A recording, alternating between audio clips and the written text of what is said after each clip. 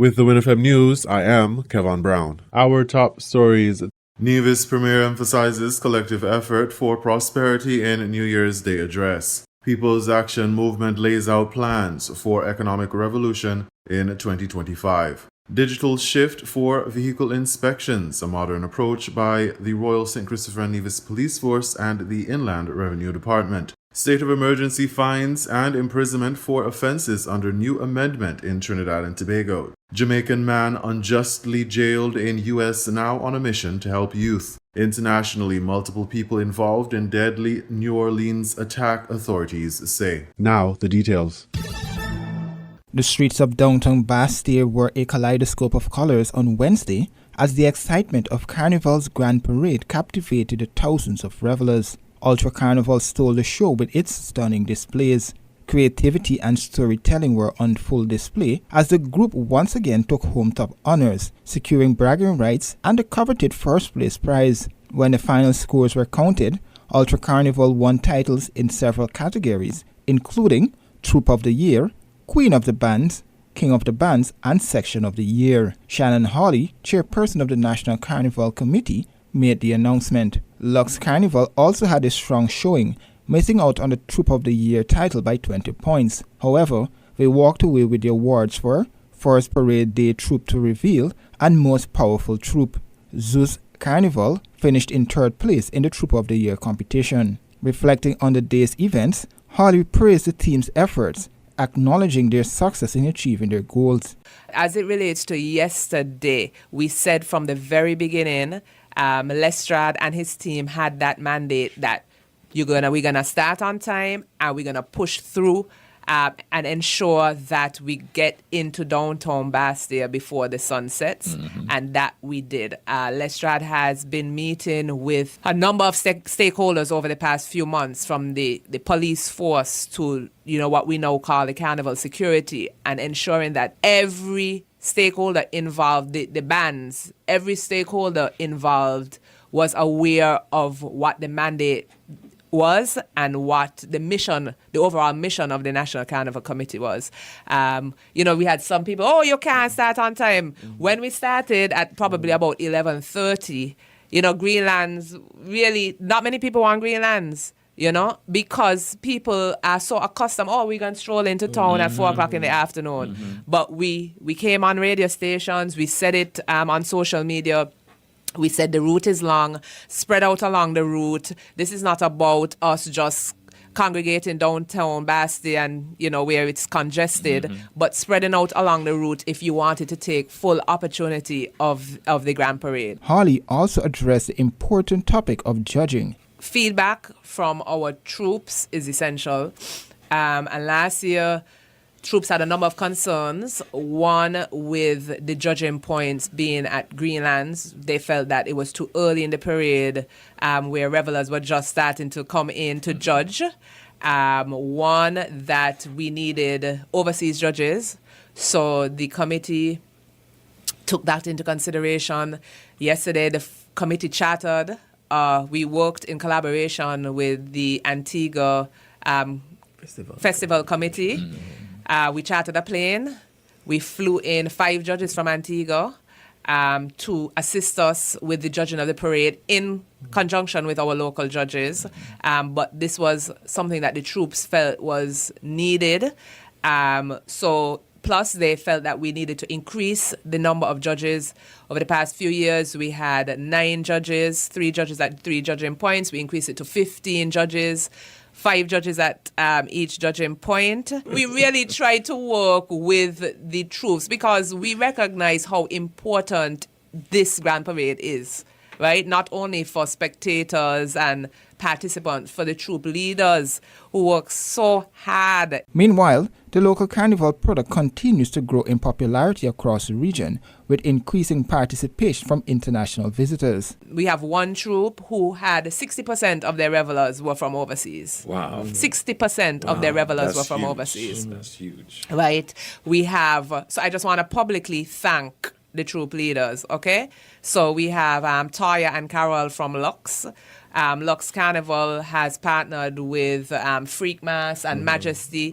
Freak Mass, again, is an international carnival event promoter, and of course they bring in many revelers from overseas and promote and continue to promote our carnival internationally. We have Ozel and Tasha from Ultra. Again, Ultra has been around for the past few years and do their part in ensuring that, again, we have a number of international, local and regional revelers that fly in. We have Ashmin and her sisters from Zeus Carnival. Carnival concluded on Thursday with a much-anticipated last lap parade. Premier of Nevis, the Honourable Mark Brantley, delivered a heartfelt New Year's address extending warm wishes to citizens and residents of St. Kitts and Nevis. He emphasized the hope and promise of the new year. I wish that all your dreams and aspirations may be realized, and that 2025 may become a year of great accomplishment. I wish the families in our nation happiness, good health, success, and prosperity. As a nation, I wish that peace and unity may abound. The new year brings with it a renewed sense of possibilities of progress and great accomplishments for us, our families, communities, our country.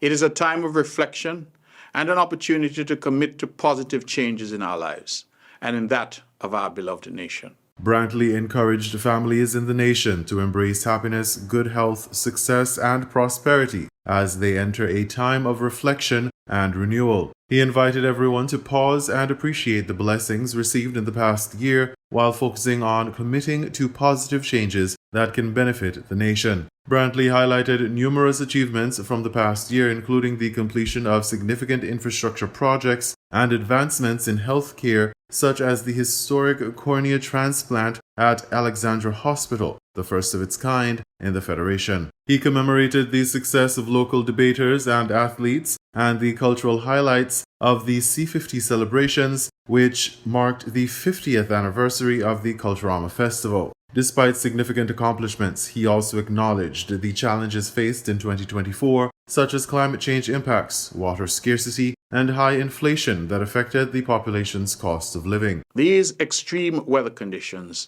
are a stark reminder that climate change is real and represents an existential threat to all of us.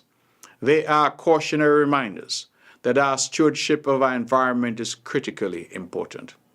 Yes, now is the time for us to be responsible custodians of our natural environment. Now is the time for us to protect our ecology and biodiversity. Now is the time for us to create a sustainable future. This is not only imperative for our generation, but it is also a legacy that we will leave for future generations. Looking forward to 2025, Premier Brantley called for unity and collective effort in overcoming the challenges ahead. He urged citizens to treat one another with dignity and empathy, emphasizing the importance of personal responsibility in shaping a harmonious society. He affirmed that progress requires concerted effort from all sectors. If we say we love this country, then we must now all demonstrate that love by stepping up and uniting our efforts to make St. Kitts and Nevis the global example of the best managed small island state. The new year will be characterized by great opportunities, but we will also encounter our fair share of challenges. However, in the face of these challenges, our spirits should remain determined and unbowed.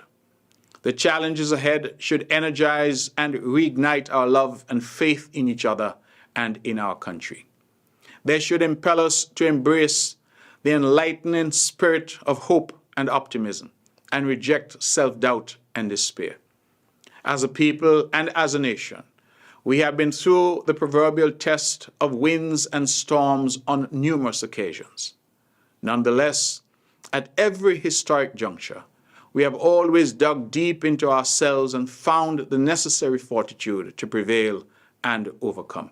Brantley expressed optimism for economic transformation and collaboration as the new year unfolds. He ended his address with a heartfelt hope that all citizens may fulfill their aspirations in a unified St. Kitts and Nevis. In an address delivered on New Year's Day, Natasha Gray Brooks, leader of the People's Action Movement, PAM, expressed her optimism and determination for the year ahead. Addressing citizens and residents, she reflected on the resilience demonstrated in the past year. Let us celebrate the resilience we've shown, the progress we've made, and the unwavering spirit that binds us together. The challenges we faced have tested our resolve, but they have also revealed our collective strength. Together, we've overcome many obstacles, achieved many milestones, and laid the foundation for a brighter future.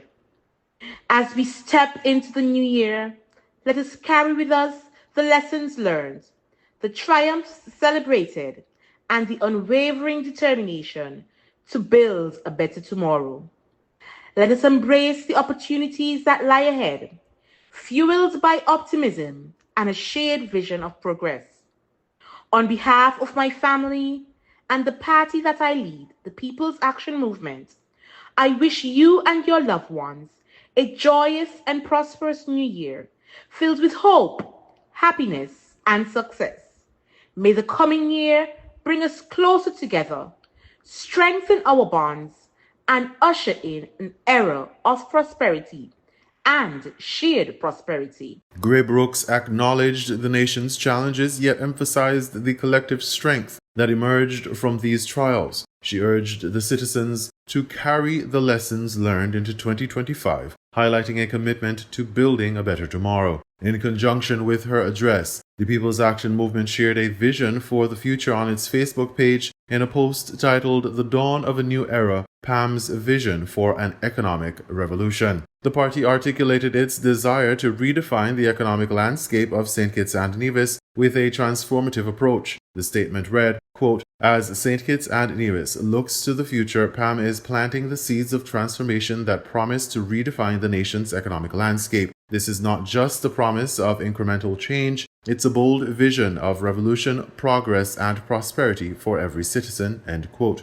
The PAM's statement emphasizes the urgency of addressing current economic challenges and the necessity of a new strategy. Gray Brooks and PAM recognize the undeniable economic challenges, from global uncertainties to local disparities. They claim their plan focuses on establishing a foundation for enduring growth and self-sufficiency rather than temporary or superficial solutions. The leader envisions fostering innovation, establishing strategic partnerships, and empowering communities as the cornerstones of this economic transformation. The statement further stated, quote, "These seeds, carefully cultivated through innovation, strategic partnerships, and community empowerment, are designed to flourish into a robust and thriving economy," end quote. The message directed to the citizens encouraged active participation in this revolution, aimed at generating new opportunities and fostering inclusivity. As the nation continues through 2025, PAM urges citizens to prepare for positive changes.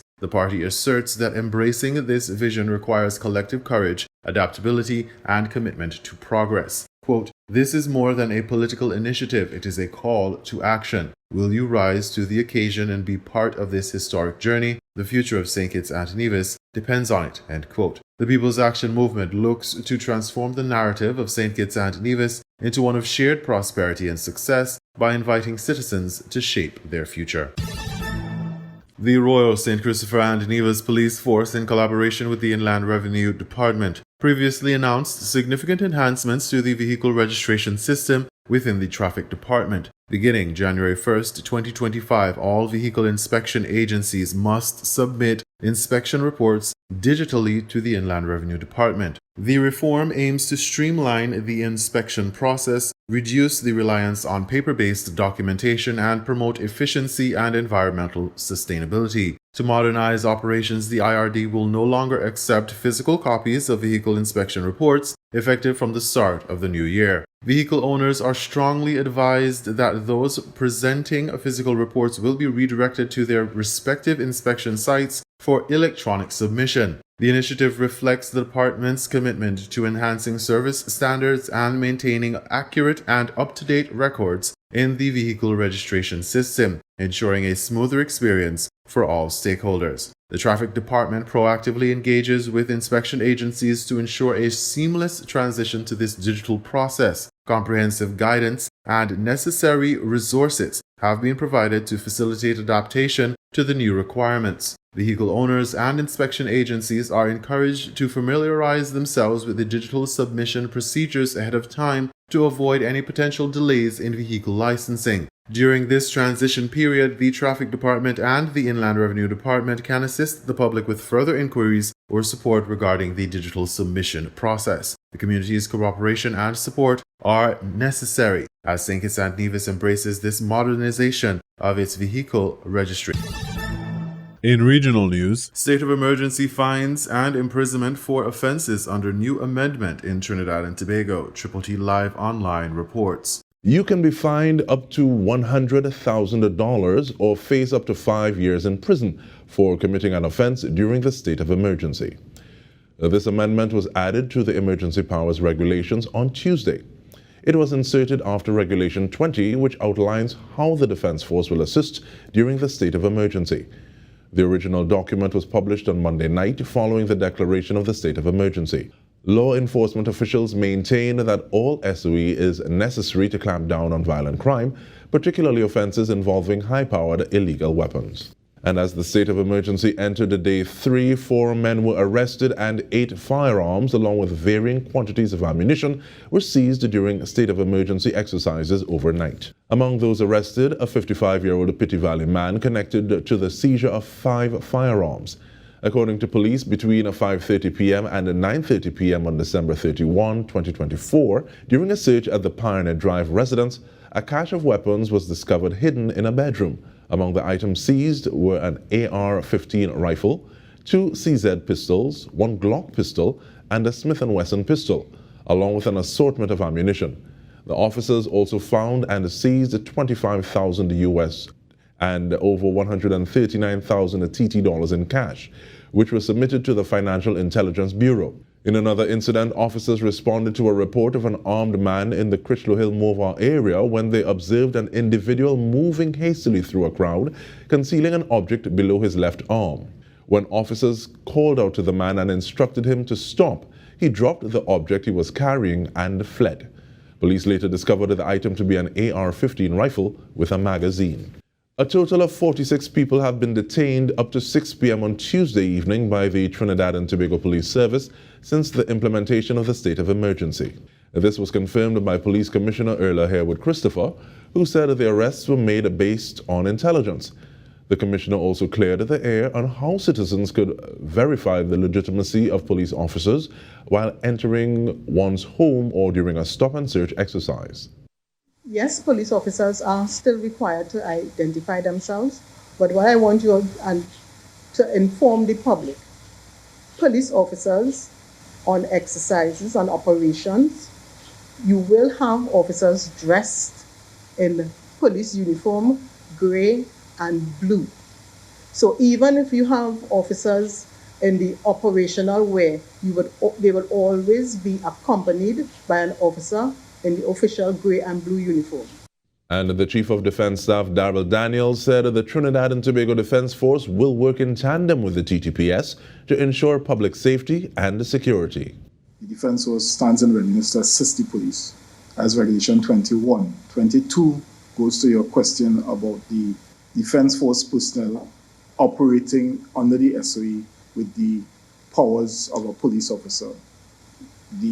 Also there's specific orders that will be made by the Chief of Defense Staff to guide how we will conduct those duties, to ensure your concern is addressed, that we operate in a manner that would be effective to support the police's efforts based on the request from the Defense Force to ensure public safety and security. To be more specific, we will have to work with police, having not had the training that you itemize, to ensure that if persons have to be prosecuted in the long run, that is not hampered by actions that we take. Jamaican man unjustly jailed in U.S. now on a mission to help youth. Television Jamaica has that story. To the story now of a Jamaican man who was wrongly imprisoned in the United States for close to a year, and in that darkness a light ignited. Since his release, he has been on a mission to change the lives of young people. Here's Amoy Harriot. Locked up but not locked down. What was meant to be the end of his life became the beginning of a new one. A few years ago, Cornell Bunting found himself in legal hot water in Florida, United States. He was unjustly jailed for 10 months with the possibility of facing up to 32 years in prison. Basically what happened, one of the competitors that worked in my industry that I was in paid one of my guys that worked for me to say I gave him money to go kidnap someone. And so I was accused on all these different crimes. And so this got dragged out for about 3 years. The most difficult 3 years of his entire life. The way the charges were put on me, because I had 8 counts of solicitation, 8 counts of conspiracy. That's what my charges had fell under. So I had 16 felony charges. So I was in maximum security, basically where you have security around you constant. You see the light a day for 1 hour a week. But the walls that held him soon gave way. The case eventually went to trial where Mr. Bunting was exonerated and the charges expunged. And from that wrongful strife, a man reborn. Published author, entrepreneur, motivational speaker, and a man on a mission. The mission, changing the lives of young people with the birth of a charitable organization called Everyone Has a Story, EHAS. The group first started in Florida in 2021 until they opened doors in Jamaica earlier this year. In that time I was locked up, I met a lot of youths, and I saw the need for these youths to be getting help a certain way where I needed to find a way to sort out this issue. EHAS has been helping to manage some boys' homes locally. Now recently, the organization held a Christmas treat for children at a school in St. Elizabeth. But Mr. Bunting's mission extends further across the Atlantic Ocean. My first big project that I did with the youths was in London. It was a gang of boys doing the stabbing, and I managed to get 16 of them out. But as far as me walking in my purpose now, that wouldn't have been put in a perspective until I was sitting in, the confinement for that length of time. Mr. Bunting's hope now is for the Jamaican government to join him on his mission. He believes his organization is another helpful tool in the fight against crime. It's a huge part of the solution, because when a youth understands his value and understand that he can do something other than turn to violence or turn to going to rob somewhere. With a ray of hope, I'm Amoy Harriet. We now bring you these international reports. Pickup truck into a crowd of people in New Orleans, killing 15 and injuring 35, had posted videos supporting the Islamic State group mere hours earlier. The victims were walking through Bourbon Street in the central French quarter of the city, an area famed for its nightlife in the early hours of New Year's Day. The FBI has identified the attacker as 42-year-old Shamsuddin Jabbar, a US citizen and Army veteran from Texas who served in Afghanistan. He was killed in a police shootout in which 2 officers were injured. Authorities say the attack was an act of terrorism and are investigating whether Jabbar had accomplices. Picture, checked by BBC Verify, shows heavily armed officers surrounding a pickup truck directly after the attack. An IS flag was found in the vehicle, along with potential explosive devices. From New Orleans, Tom Bateman reports. Shamsuddin Jabbar, now the focus of an intensive FBI investigation. The man believed to be responsible for this New Year's Day attack. Just after 3 a.m, chaos unfolds. The first signs of panic as police race to the scene. What they find, much of which is too graphic to show, is the immediate aftermath of a ramming attack. President Biden said he was being briefed by the authorities. The law enforcement and intelligence community are continuing to look for any connections, associations, or co-conspirators. We have nothing additional to report at this time. Dozens were wounded in this attack, including 2 police officers hit by gunfire. Police evacuated a wide area and say they found a potential explosive device in the truck and other possible devices outside it before they carried out controlled explosions. The FBI says the attack is being investigated as an act of terrorism. An ISIS flag was located on the trailer hitch of the vehicle, and the FBI is working to determine the subject's potential associations and affiliations with terrorist organizations. Weapons and potential improvised explosive devices, IEDs, were located in the subject's vehicle. Other potential IEDs were also located in the French Quarter.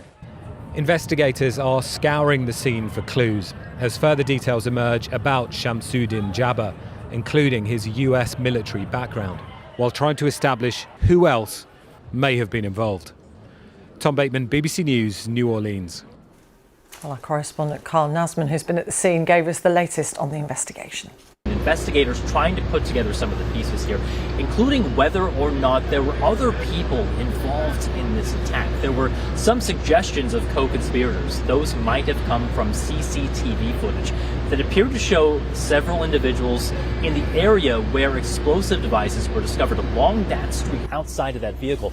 We understand now, though, that those individuals are no longer of interest in this case. But authorities continue to look in other locations. This is expanding now. A rental property also in New Orleans, about 2 miles away from where we are, where it's believed the suspect stayed and might have put together some of those explosive materials. And even in the neighboring state, in Texas, the city of Houston, that is where the suspect is believed to be from. Authorities there are now searching his property. When it comes to New Orleans, the people living here, understandably, they're grieving for those 15 people that died in this attack. They're a bit uneasy. This was not the New Year's celebration, of course, that they were hoping for. But even so, the city now showing signs that it's trying to get back to what it does best, which is have fun. People emerging back onto the streets again, having a bit of fun, listening to music, a bit of dancing. And the next big test for New Orleans will be Thursday afternoon, this big Sugar Bowl college football game. 68,000 people expected to attend. So not just a test of the city's mood, but also the next test of security. We're joined now by Barry Donadio, who worked for the US Secret Service. Mr. Donadio, thank you for joining us here on BBC News. You've been looking at some of the evidence emerging from this attack in New Orleans. What are your observations? Well, this is a man that was financially crippled by his poor business practices. He's been sued in the courts by his ex-wife for child support back in 2012.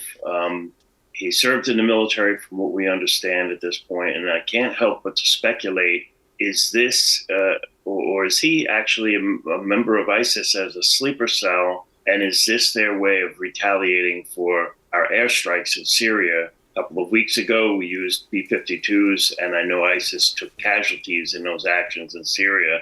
This could be very well their response, and I'm not quite certain the attack is over yet, and this is why you see the football game being delayed another day. So there's more information yet to come.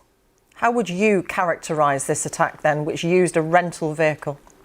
Yeah, this is obviously a terrorist attack. If he used a rental vehicle, that would make it a little bit more difficult to, figure out in advance his actions. We have heard it has crossed the border between the U.S. and Mexico. That is yet to really be seen 100%, and that's why we're hearing some statements about immigration and border control, that aspect. Now, you say that you think that it may be that this attack isn't over yet. And we're also hearing from the United States investigators believe that this man was not solely responsible, that there could be accomplices. Is that what you're thinking?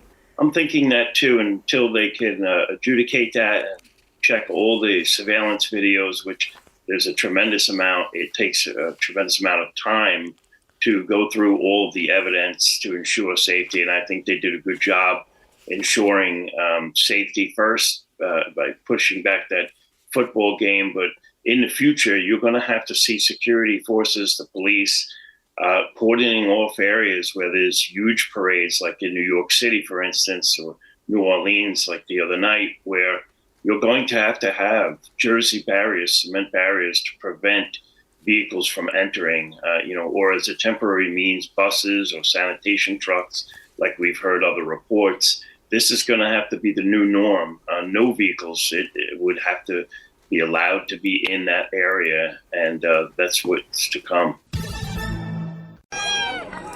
Conditions not even fit for animals are quickly killing the young in Gaza. Sick children with no means to heal, babies are freezing to death. The ruin caused by Israeli soldiers is forcing parents into a living nightmare. We all sleep in this room. It's the humidity from the floor. It always makes the tent so cold. Sajida's daughter Yara is withering away before her eyes.